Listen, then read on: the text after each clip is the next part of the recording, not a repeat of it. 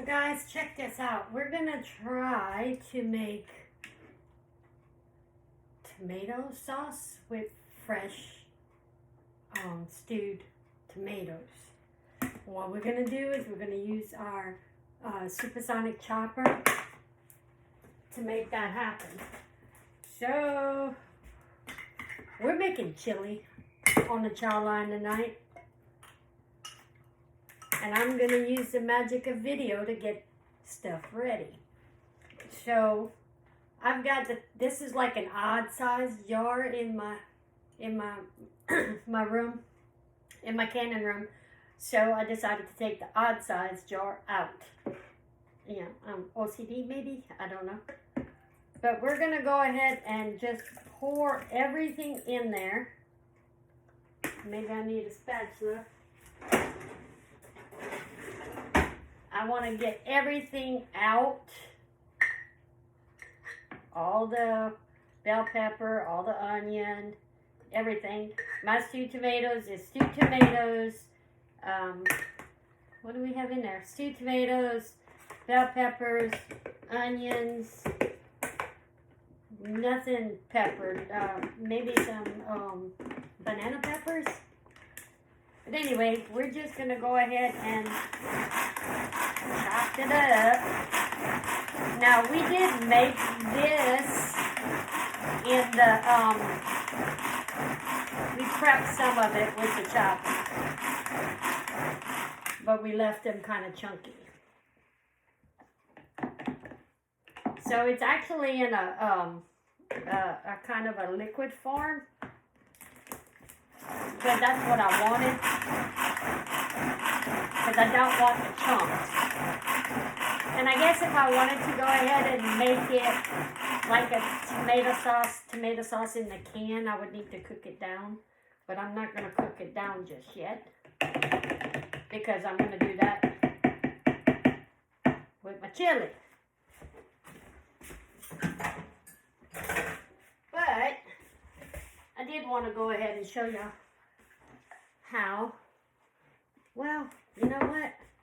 Let's see if I can pour it back in here.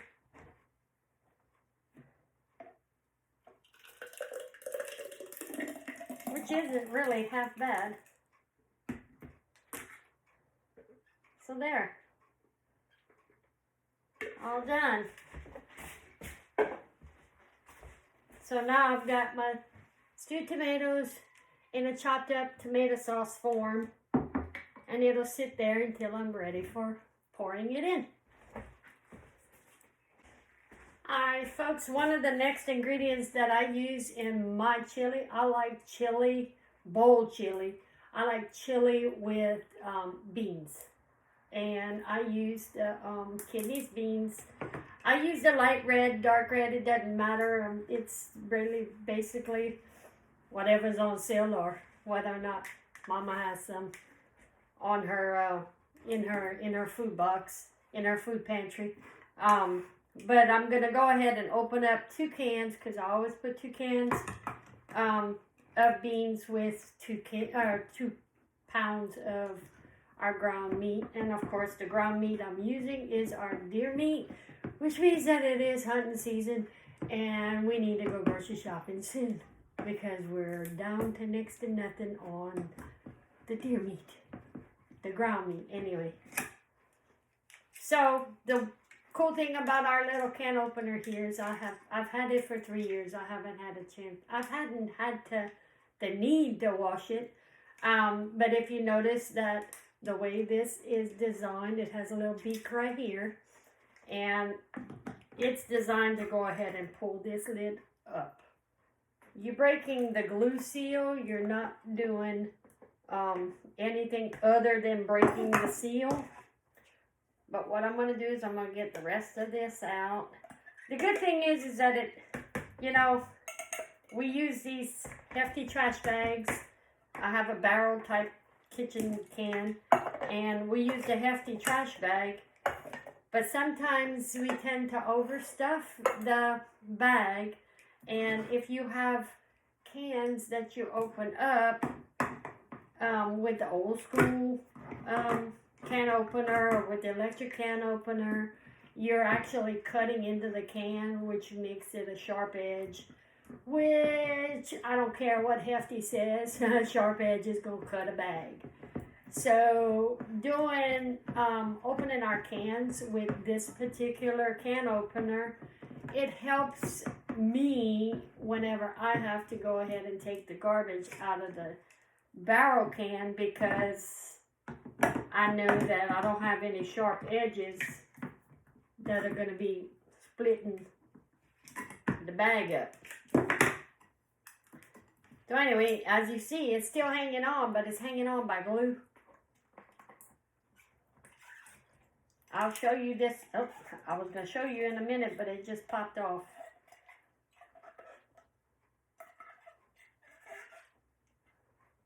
And I know you're probably sitting there wondering why I have two bowls. It's not a bowl. It's a colander. But what I'll do is I'll go ahead and rinse it off. And the reason why I've gone ahead and done that is because I'm not going to be adding this extra juice, this preservative juice, to my chili. I just want chili. So I'm going to be rinsing my beans off. And then they'll be able to go ahead and, you know, kind of drip dry until I'm ready to use them. See you with the next process. Okay, so I'm back. Even though I have onions in my stewed tomatoes, I still want to go ahead and put onions with my meat. So I'm going to clean up an onion and we'll chop it up. And we'll chop it up in the supersonic chopper. And as you can tell, I have an onion growing, so I made sure I grabbed that one first. I will use it because it's like a green onion. But I do have to teach my husband about buying my onions that aren't sprouting. Either that or it's because of the fact that we haven't had air in here. We've gotten some cooler temperatures, so the air conditioner is not on. And it could be that the heat from my pantry or my cabinet is what's causing it to grow. But I do want to take all this nasty stuff off. Alright. And then, of course, I'm just going to chop this up in there with my onion. And what makes it easy for me to chop my onion is to quarter it. So I quarter my onion.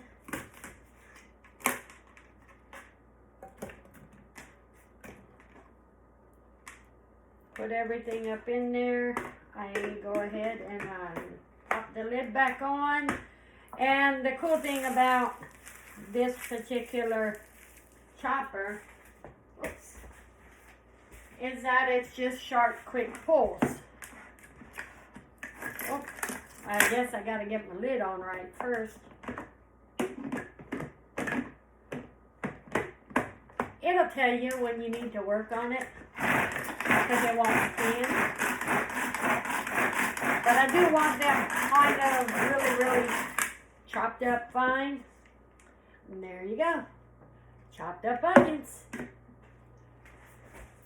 Through the magic of video, I'll be back.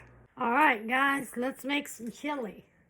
First I gotta turn Bubba's stove on, which is a bottle up underneath. And hopefully, there you go. I can do that. Alright, we are using our Chef Series gumbo pot, I call it. Yay. I got fire. I've got it on a medium, I believe. Okay, so we are going to be using, we are going to be using 2 pounds of deer ground meat.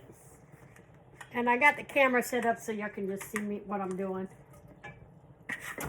This is in this case, You know, normally I would brown my ground meat for any of the meal, and I would brown it in the stack cooker for any of the meal because I didn't want all this, the extra fat. But in this case, being a chili, I do want the extra fat.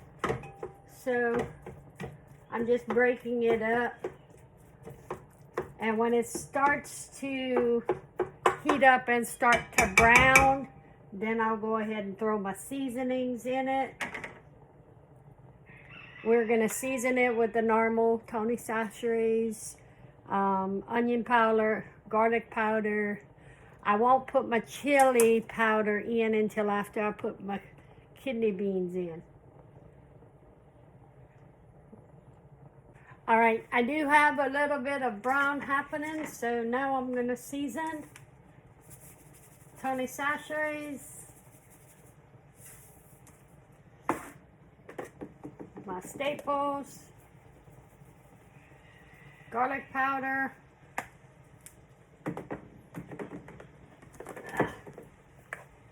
onion powder. I have a terrible setup happening right here because I keep moving in front of y'all. All right. Now, I do also want to go ahead and throw in my onions. I want my onions to actually cook down with my ground meat. So, let me go ahead and grab my onions. That's right here. Did you know that when you host a party right now, you can get one of these little refrigerator bowls as a booking gift? Just for booking a party, y'all. Except it'll come with this nice, cool black color. I don't have that one yet. I don't think.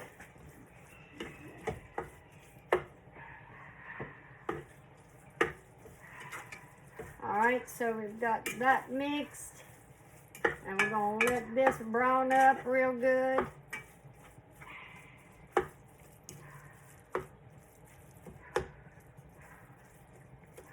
We're going to let that brown up real good and then get with our next step. Be right back. Alright, our meat is browned up, so our next process is going ahead and adding our beans. Remember, I did open up 2 cans of kidney beans and I drained those.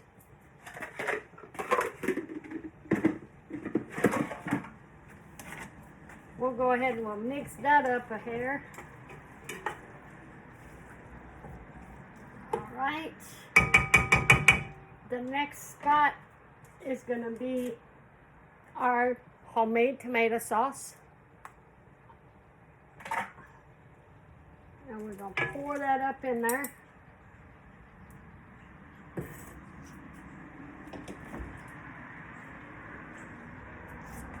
Now,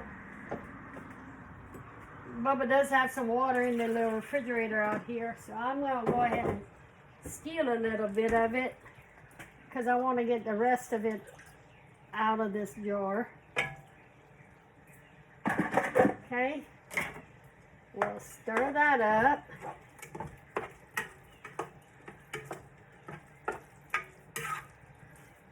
Now, of course, with any kind of tomato recipe product that you do, you always need to go ahead and let your tomato cook.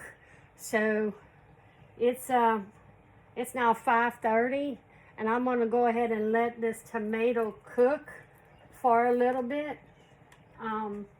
It's probably gonna simmer about an hour, but remember my chopping prep, or my sonic chopper, I filled that up with water so that way I can have the right amount of water for my chili. So we're gonna go ahead and just dump that in there. Seems like it's a lot of water, but the water, because I'm cooking it without a lid, the water will kind of evaporate and the tomatoes will thicken. But I'm having chili, so now I gotta put my chili powder in. And the chili powder basically is, I kind of taste test halfway as I go. But I'm doing this to where it is sprinkled on top completely, and then I'll stir it in.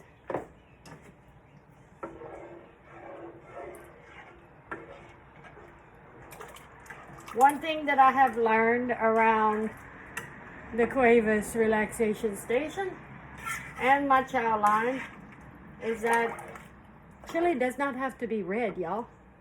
Chili can be brown. Especially when you're using your own homegrown veggies and stuff. You're not going to get the redness that you get using a can of tomato sauce, because that's actually got dye in it. So now we've got a chili cooking, and it's going to actually cook for about 30 minutes, and then I'll show you a finished product whenever it's done.